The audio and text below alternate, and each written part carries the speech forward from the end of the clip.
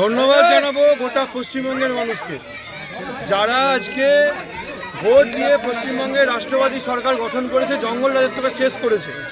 ধন্যবাদ জানাবো পুরসুরাবাসীকে, যারা আজকে আমাকে বিজেপিকে 53,000 ভোটে জিতিয়েছে। বলেছিলাম 50,000 ভোটে জিতবো, বলেছিলাম ক্রস করে গেছে। পশ্চিমবঙ্গের উন্নয়ন, পুরসুরার উন্নয়ন একমাত্র লক্ষ্য। পুরসুরাবাসীর পাশে থেকে কাজ করা, সকল সুখে দুঃখে পাশে থাকা, এটাই উদ্দেশ্য। দাদা, আজকে যারা পরাজিত প্রার্থীরা যখন বেরিয়ে যাচ্ছে, সব চোর চোর স্লোগান দিচ্ছে। সে পাবলিক তো চোর বলতেই পারে, কিন্তু কোনো কর্মী, কোনো এজেন্টের গায়ে আমরা সেভাবে বার করে দিয়েছি। এটা তৃণমূল কংগ্রেস, বিজেপি। এখানে গণতন্ত্র প্রতিষ্ঠা হবে, এখানে রাজনীতি, হিংসা থাকবে না।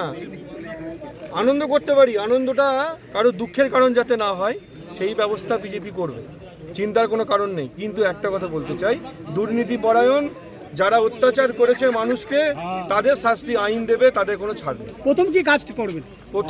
প্রথম কাজ এখন পুরসুরাবাসীর জন্য বলতে চাই, এই যে ভেজিটেবল স্টোর এবং জলের সমস্যা বলেছিলাম, যা সব কটা পয়েন্ট একদম মার্কিং করা আছে, একটা একটা করে করবো, ঠিক চিহ্ন মারব। চিন্তা করবেন না, বিজেপি কাজ করার জন্য এসেছে আর মানুষ কাজ করার জন্য ভোট দিয়েছে। একদম পুরোপুরিভাবে উন্নয়নই একমাত্র উদ্দেশ্য। ভোট পরবর্তী এখন আপনি কত ভোটে জিতলেন? কত ভোটে জিতলেন? 53,000 ভোটে, 53,000 পশ্চিমবঙ্গের ইতিহাসে খুব কম।